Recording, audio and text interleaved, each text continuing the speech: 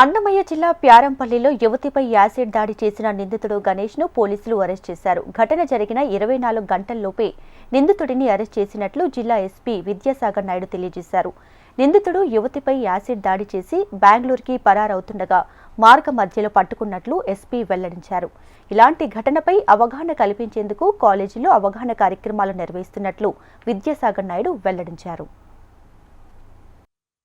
అమ్మాయి మీద యాసిడ్ దాడి జరగడం, అంతేకాకుండా విచక్షణారహితంగా చాకుతో పొడవడం జరిగింది.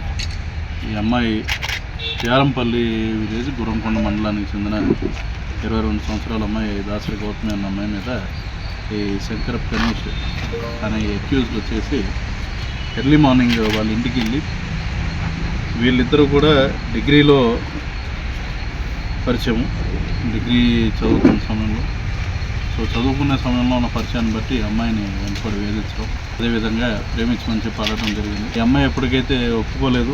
దానికి తోడు రీసెంట్గా ఈ అమ్మాయికి ఎంగేజ్మెంట్ అయింది వాళ్ళ రిలేటివ్స్ అబ్బాయితో. దాన్ని జీర్ణించుకోలేకుండా ముందర రోజు evening acid bottle, bathroom cleaning చేసే యాసిడ్ అది ఒక బాటిల్ కొనుక్కొని ప్రీప్లాన్డ్గా ఆమె ఇంటికి ఎర్లీ అవర్స్లో వెళ్ళటం, ఎవరూ లేని సమయంలో ఇంట్లోకి వెళ్ళి ఆ అమ్మాయితో గొడవ పడటం, సబ్సిక్వెంట్లీ ఆ అమ్మాయికి బలవంతంగా యాసిడ్ తాగించడానికి చూసింది. కొంత యాసిడ్ లోపలికి వెళ్ళడం కూడా జరిగింది. She had injuries in her mouth also.